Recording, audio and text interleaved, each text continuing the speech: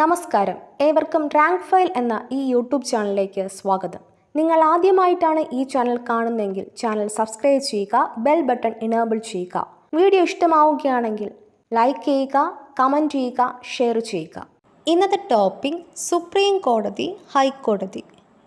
Supreme കോടതി article 124 മുതൽ 147 വരെ.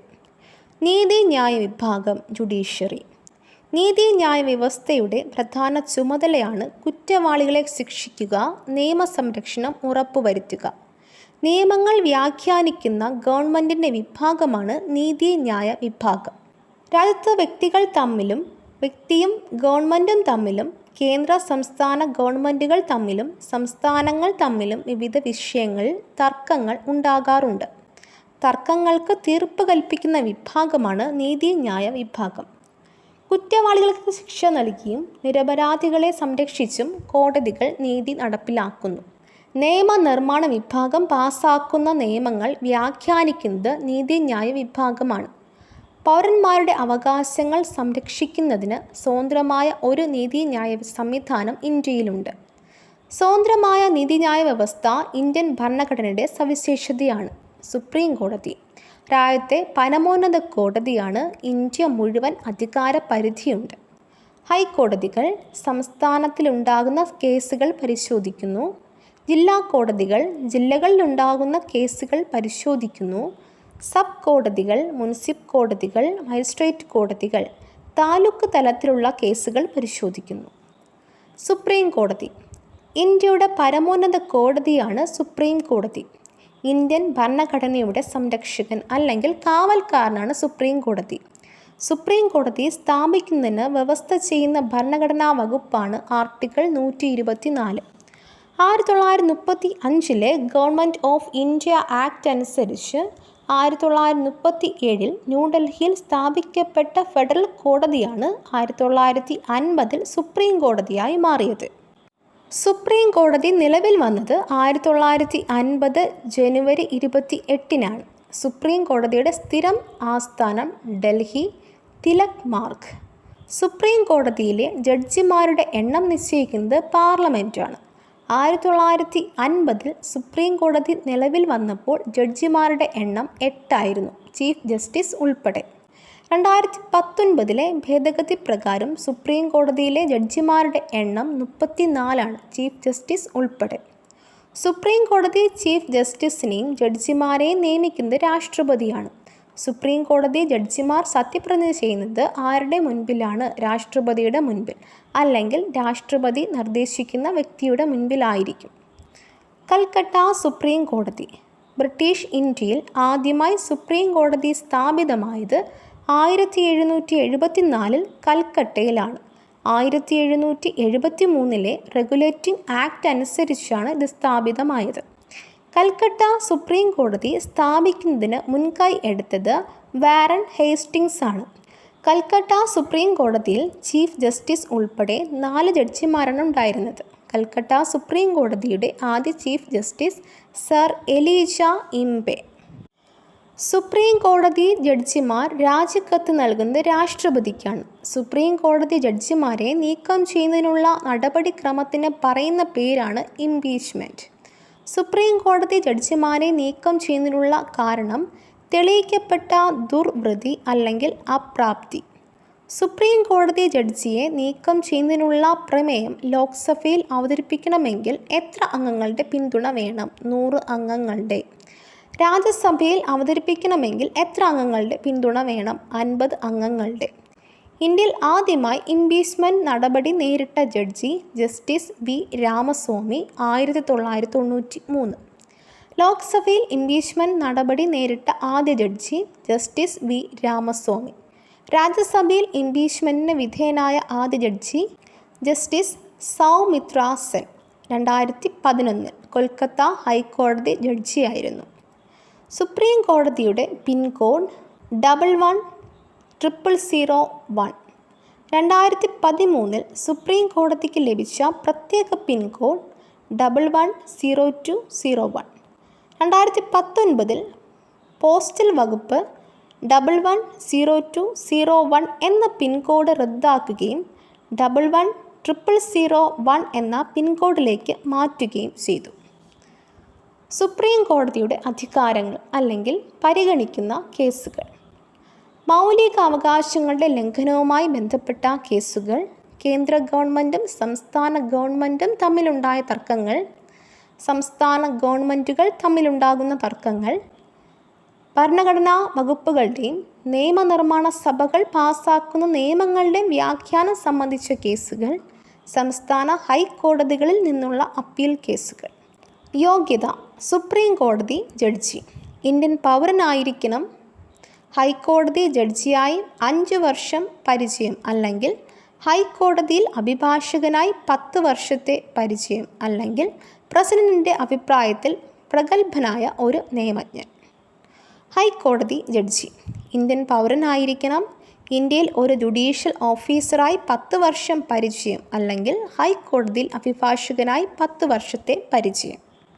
സുപ്രീം കോടതി ജഡ്ജിയുടെ വിരമിക്കൽ പ്രായം 65 വയസ്സ്. വിരമിച്ച ശേഷം സുപ്രീം കോടതി ജഡ്ജിക്ക് ഇന്ത്യയിലെ ഒരു കോടതിയിലും പ്രാക്ടീസ് ചെയ്യാൻ കഴിയില്ല.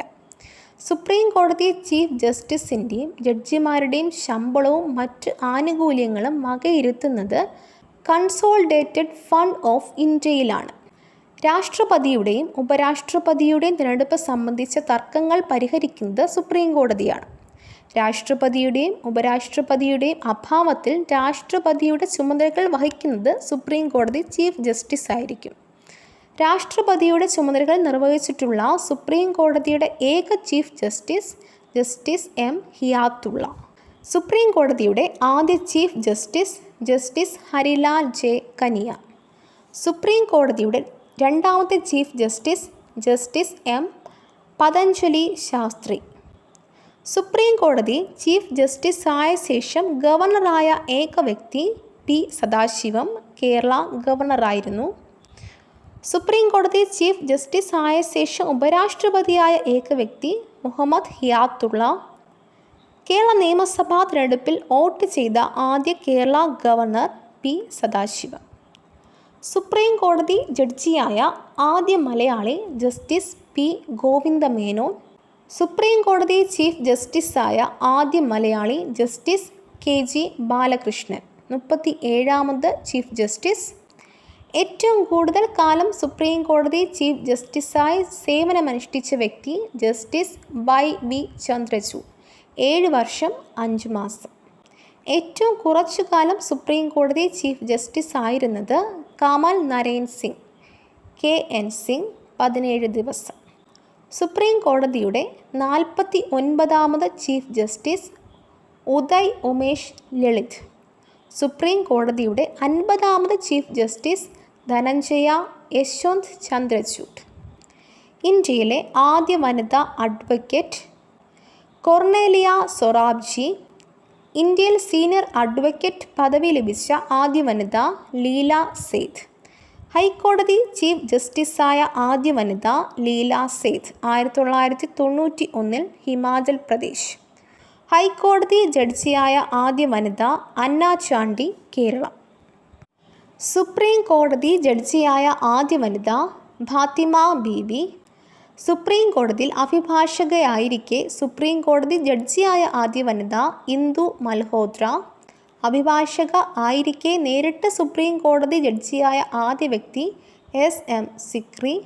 സുപ്രീം കോടതി ജഡ്ജിയായ ശേഷം ലോക്സഭാ സ്പീക്കറായ വ്യക്തി KS ഹെഗ്ഡെ. 2022 ഡിസംബറിൽ സുപ്രീം കോടതിയിൽ രൂപീകരിക്കപ്പെട്ട വനിതാ ബെഞ്ചിൽ ഉൾപ്പെട്ടവർ justice Hima Kohli, justice Bela M Trivedi. Supreme കോടതി പ്രധാന അനുച്ഛേദങ്ങൾ. അനുച്ഛേദം 124(1) ഇന്ത്യക്ക് ഒരു സുപ്രീം കോടതി ഉണ്ടായിരിക്കണമെന്ന് അനുശാസിക്കുന്നു. അനുച്ഛേദം 124(2) സുപ്രീം കോടതി ജഡ്ജിമാരുടെ നിയമനം. അനുച്ഛേദം 124(3) സുപ്രീം കോടതി ജഡ്ജിമാരുടെ യോഗ്യത. അനുച്ഛേദം 124(4) സുപ്രീം കോടതി ജഡ്ജിമാരെ നീക്കം ചെയ്യുന്നത് സംബന്ധിച്ച്. അനുച്ഛേദം 125 സുപ്രീം കോടതി ചീഫ് ജസ്റ്റിസ് ജഡ്ജിമാരുടെ ശമ്പളം. അനുച്ഛേദം 126 ആക്ടിംഗ് ചീഫ് ജസ്റ്റിസിൻ്റെ നിയമനം. അനുച്ഛേദം 127 സുപ്രീം കോടതിയിൽ ക്വോറം തികയാതെ വന്നാൽ അഡ് ഹോക്ക് ജഡ്ജിമാരെ നിയമിക്കുന്നത് സംബന്ധിച്ച്. അനുച്ഛേദം 128 വിരമിച്ച ജഡ്ജിമാരെ ആവശ്യമുള്ള പക്ഷം സുപ്രീം കോടതിയുടെ സിറ്റിങ്ങിൽ ഉൾപ്പെടുത്തുന്നത് സംബന്ധിച്ച്. അനുച്ഛേദം 129 സുപ്രീം കോടതി ഒരു കോർട്ട് ഓഫ് റെക്കോർഡ് ആണെന്ന് പരാമർശിക്കുന്നു. അനുച്ഛേദം 130 സുപ്രീം കോടതിയുടെ ആസ്ഥാനം ഡൽഹിയാണെന്നും രാഷ്ട്രപതിയുടെ അധികാരത്തോടെ ചീഫ് ജസ്റ്റിസിന് ഇന്ത്യയിൽ എവിടെ വച്ചും സിറ്റിംഗ് നടത്താമെന്നും അനുശാസിക്കുന്നു. അനുച്ഛേദം 137 സുപ്രീം കോടതിക്ക് അതിൻ്റെ തന്നെ ഉത്തരവുകളോ വിധിന്യായങ്ങളോ പുനഃപരിശോധിക്കാനുള്ള അധികാരം. അനുച്ഛേദം 144 ഇന്ത്യൻ ഭൂപ്രദേശത്തിലെ സിവിലോ ജുഡീഷ്യലോ ആയ എല്ലാ അധികാര സ്ഥാപനങ്ങളും സുപ്രീം കോടതിക്ക് സഹായകമായി പ്രവർത്തിക്കണം. ഭരണഘടനയിലെ ഏത് ആർട്ടിക്കിൾ അനുസരിച്ചാണ് രാഷ്ട്രപതി സുപ്രീം കോടതിയോട് ഉപദേശം ചോദിക്കുന്നത്? ആർട്ടിക്കിൾ 143. ഭരണഘടനാ അനുച്ഛേദം 145(3) അനുസരിച്ച് പ്രസിഡൻഷ്യൽ റഫറൻസിൽ വാദം കേൾക്കുന്നതിന് ഉണ്ടായിരിക്കേണ്ട ഏറ്റവും കുറഞ്ഞ ജഡ്ജിമാരുടെ എണ്ണം 5. സുപ്രീം കോടതിയുടെ അധികാര പരിധി. ലോകത്തിലെ ഏറ്റവും അധികാരമുള്ള കോടതികളിൽ ഒന്നാണ് ഇന്ത്യയുടെ സുപ്രീം കോടതി. സുപ്രീം കോടതിയുടെ ചുമതലകളും ഉത്തരവാദിത്തങ്ങളും ഭരണഘടന നിർവഹിച്ചിട്ടുള്ളതിനാൽ സുപ്രീം കോടതിക്ക് കൃത്യമായ അധികാര പരിധിയുണ്ട്. തനതധികാരം, ഒറിജിനൽ ജൂറിസ്ഡിക്ഷൻ. ചില വ്യവഹാരങ്ങൾ കീഴ്ക്കോടതിയിലെത്താതെ തന്നെ നേരിട്ട് സുപ്രീം കോടതിയിൽ പരിഗണിക്കെടുക്കാവുന്നതാണ്. ഫെഡറൽ കാര്യങ്ങളുമായി ബന്ധപ്പെട്ട തർക്കങ്ങളിൽ സുപ്രീം കോടതിയിൽ ഒരു മധ്യസ്ഥൻ്റെ പങ്ക് ഉറപ്പാക്കുന്നതാണ് തനത് അധികാരം. ഫെഡറൽ സമ്പ്രദായത്തിൽ കേന്ദ്ര ഗവൺമെൻറ്റും സംസ്ഥാന ഗവൺമെൻറ്റുകളും തമ്മിലും വിവിധ സംസ്ഥാന ഗവൺമെൻറ്റുകൾ തമ്മിലും ഉണ്ടാകുന്ന നിയമപരമായ തർക്കങ്ങളിൽ തീർപ്പ് കൽപ്പിക്കുന്നതിനുള്ള സുപ്രീം കോടതിയുടെ അധികാരം അറിയപ്പെടുന്നത് തനതധികാരം എന്നാണ്. അപ്പീൽ അധികാരം, അപ്പലേറ്റ് ജൂറിസ്ഡിക്ഷൻ. ഒരു വ്യവഹാരവും അതുമായി ബന്ധപ്പെട്ട നിയമപ്രശ്നങ്ങളും പുനഃപരിശോധിക്കുക എന്നതാണ് അപ്പീൽ അധികാരം എന്നതുകൊണ്ട് അർത്ഥമാക്കുന്നത്. ഇന്ത്യയിലെ ഏറ്റവും ഉയർന്ന അപ്പീൽ കോടതിയാണ് സുപ്രീം കോടതി. ഹൈക്കോടതിയുടെ തീർപ്പുകൾക്കെതിരെ അപ്പീൽ സമർപ്പിക്കുന്നത് സുപ്രീം കോടതിയിലാണ്. ഉപദേശാധികാരം, അഡ്വേഴ്സറി ജൂറിസ്ഡിക്ഷൻ. ഭരണഘടനയുടെ അനുച്ഛേദം 143 പ്രകാരം താഴെ പറയുന്ന 2 വിഭാഗങ്ങളിൽ സുപ്രീം കോടതിയുടെ അഭിപ്രായം തേടാൻ രാഷ്ട്രപതിക്ക് അധികാരം നൽകുന്നു. 1. ഉയർന്നു വന്നതോ ഉയർന്നു വരാൻ സാധ്യതയുള്ളതോ ആയ പൊതുപ്രാധാന്യമുള്ള നിയമത്തിൻ്റെയോ വസ്തുതകളുടെയോ ഏതെങ്കിലും ചോദ്യത്തിൽ. 2. ഭരണഘടനയ്ക്ക് മുൻപുള്ള ഉടമ്പടി, കരാർ, കവനന്റ്, സനദ് അല്ലെങ്കിൽ സമാനമായ മറ്റ് ഉപകരണങ്ങൾ എന്നിവയിൽ നിന്ന് ഉണ്ടാകുന്ന ഏതെങ്കിലും തർക്കത്തിൽ. പ്രസ്തുത വിഷയത്തിൽ അഭിപ്രായ പ്രകടനം നടത്താൻ സുപ്രീം കോടതി ബാധ്യസ്ഥനല്ല. എന്നാൽ പ്രസ്തുത വിഷയത്തിൽ കോടതിയുടെ ഉപദേശമോ അഭിപ്രായമോ രാഷ്ട്രപതിക്ക് അയച്ചാൽ അദ്ദേഹത്തിന് അത് സ്വീകരിക്കുകയോ സ്വീകരിക്കാതിരിക്കുകയോ ചെയ്യാം. Amicus curiae. അമിക്കസ് ക്യൂറി എന്ന പദത്തിൻ്റെ അർത്ഥം കോടതിയുടെ സുഹൃത്ത് അല്ലെങ്കിൽ ഫ്രണ്ട് ഓഫ് ദ കോർട്ട് എന്നാണ്. ഒരു കേസിൽ തീർപ്പ് കൽപ്പിക്കുന്നതിനുള്ള വിവരങ്ങൾ നൽകുന്നതിനായി കോടതി സ്വമേധാ നിയമിക്കുന്ന ആ കേസുമായി ബന്ധമില്ലാത്ത ഒരു വ്യക്തി അല്ലെങ്കിൽ സ്ഥാപനമാണ് അമിക്കസ് ക്യൂറി. തിരുവനന്തപുരത്തെ ശ്രീ പത്മനാഭ സ്വാമി ക്ഷേത്രവുമായി ബന്ധപ്പെട്ട് സുപ്രീം കോടതി നിയമിച്ച അമിക്കസ് ക്യൂറിയാണ് ഗോപാൽ സുബ്രഹ്മണ്യം. ഹൈക്കോടതി. ആർട്ടിക്കിൾ 214 മുതൽ 231 വരെ. സംസ്ഥാനങ്ങളിലെ ഏറ്റവും ഉയർന്ന കോടതിയാണ് ഹൈക്കോടതി. സംസ്ഥാനങ്ങളിലുണ്ടാകുന്ന കേസുകൾ പരിശോധിക്കുന്നത് ഹൈക്കോടതികളാണ്. ഇന്ത്യൻ ഹൈക്കോടതി നിയമം നിലവിൽ വന്നത് 1861 ഇന്ത്യൻ ഹൈക്കോടതി നിയമം നിലവിൽ വന്നപ്പോൾ വൈസ്രോയി ആയിരുന്നത് കാനിങ് പ്രഭുവാണ്.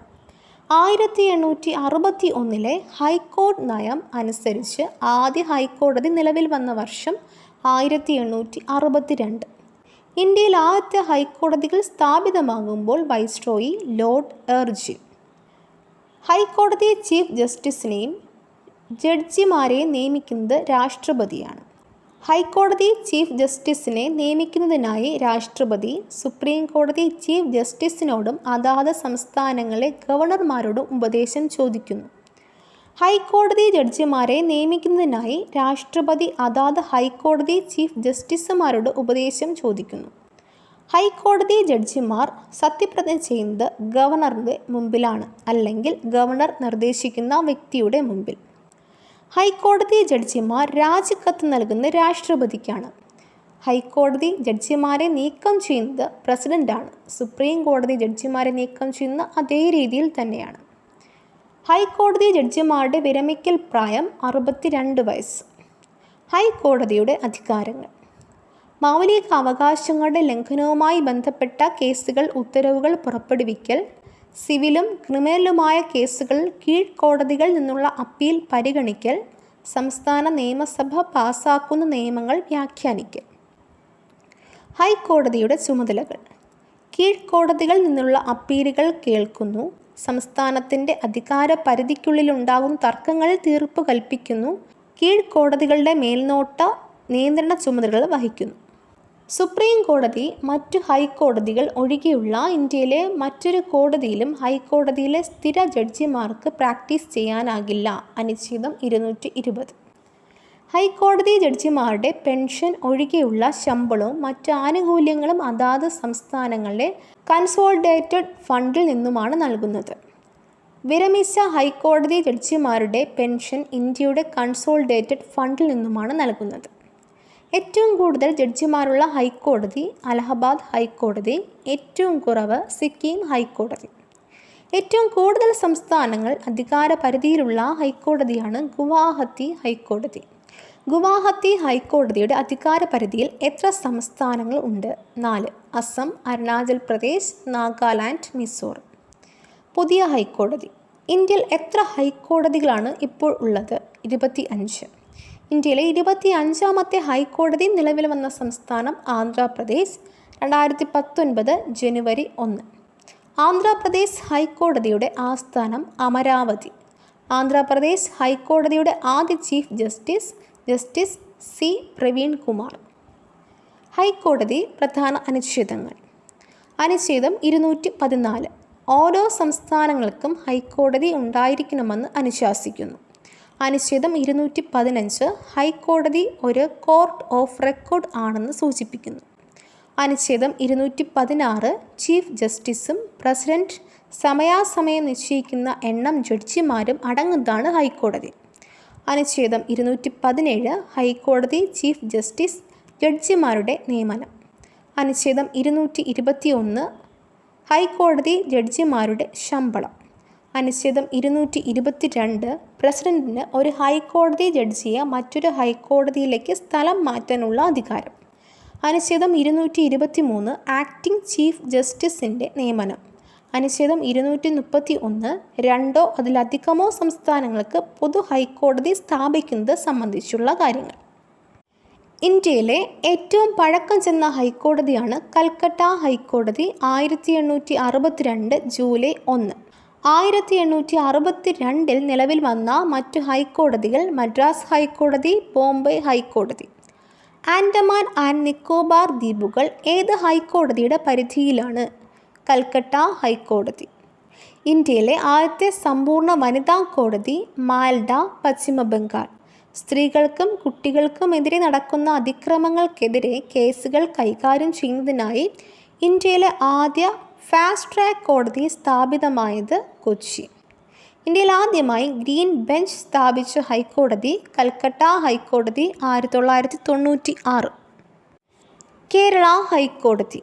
കേരള ഹൈക്കോടതി സ്ഥാപിതമായത് 1956 നവംബർ 1. കേരള ഹൈക്കോടതിയുടെ ആസ്ഥാനം എറണാകുളം. കേരള ഹൈക്കോടതിയുടെ ആദ്യ chief justice KD Koshy. Kerala ഹൈക്കോടതിയുടെ ചീഫ് ജസ്റ്റിസായ ആദ്യ വനിത സുജാത മനോഹർ. കേരള ഹൈക്കോടതിയിലെ ചീഫ് ജസ്റ്റിസായ ആദ്യ മലയാളി വനിത KK ഉഷ. കേരള ഹൈക്കോടതിയുടെ ആദ്യ വനിതാ ജഡ്ജി Anna Chandy. National university of advanced legal studies NUALSൻ്റെ ചാൻസലർ, ഹൈക്കോടതി ചീഫ് ജസ്റ്റിസ്.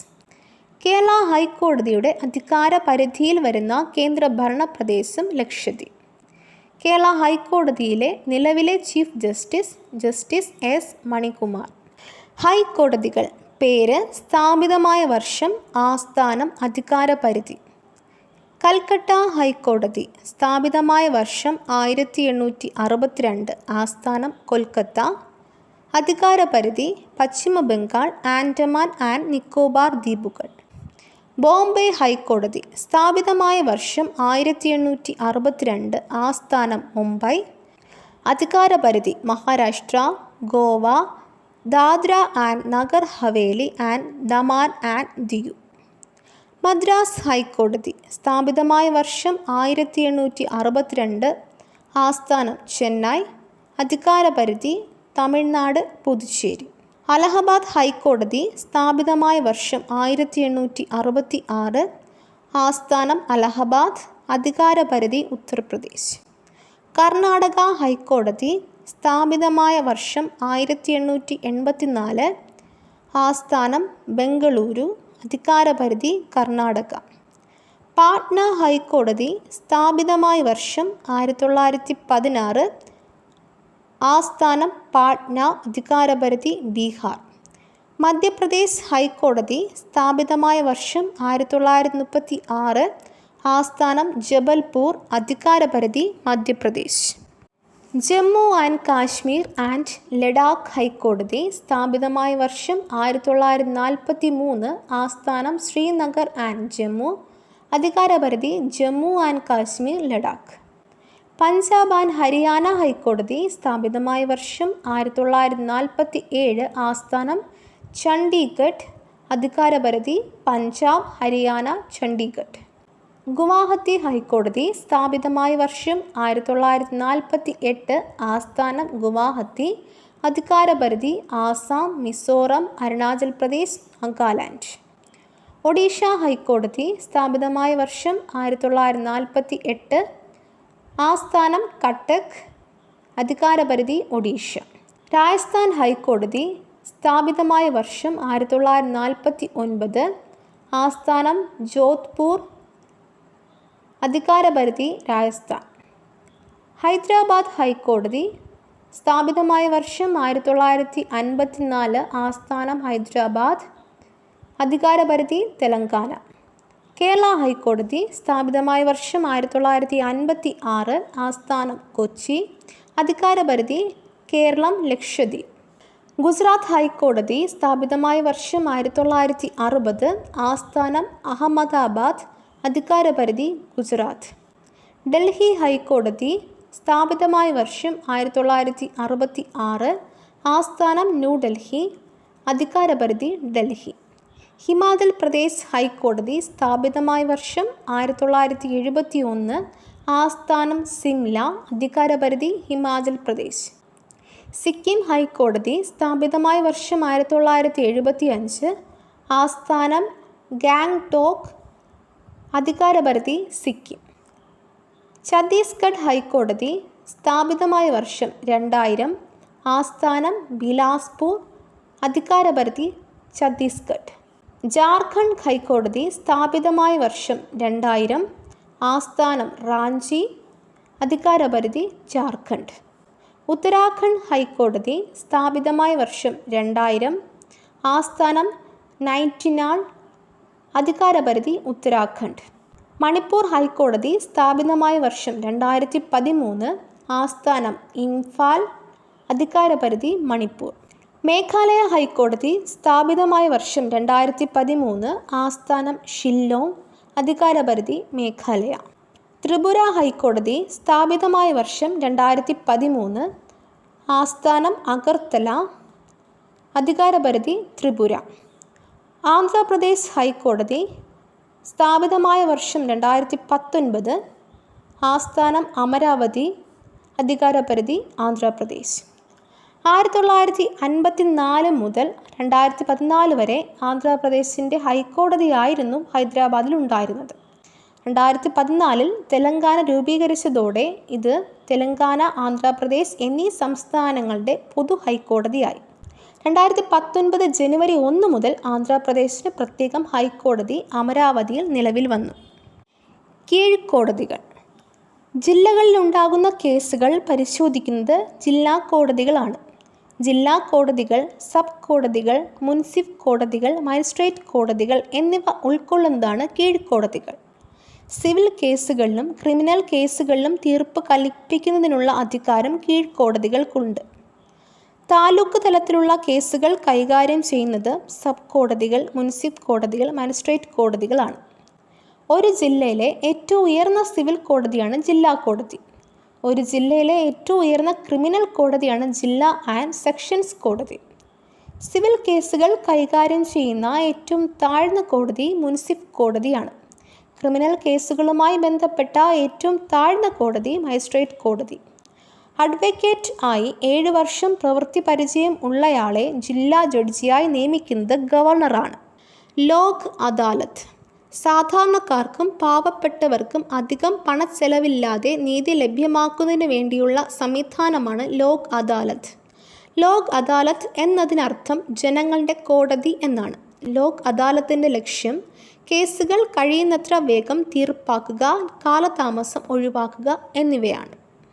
ഇതോടുകൂടി ഇന്നത്തെ ക്ലാസ് അവസാനിക്കുന്നു. മറ്റൊരു ടോപ്പിക്കുമായി വീണ്ടും കാണാം. ഈ വീഡിയോ നിങ്ങൾക്ക് ഇഷ്ടമായെങ്കിൽ ലൈക്ക് ചെയ്യുക, കമൻറ്റ് ചെയ്യുക, ഷെയർ ചെയ്യുക. തുടർന്നും വീഡിയോസ് കാണുന്നതിന് വേണ്ടി ഈ ചാനൽ സബ്സ്ക്രൈബ് ചെയ്യുക, ബെൽ ബട്ടൺ എനേബിൾ ചെയ്യുക.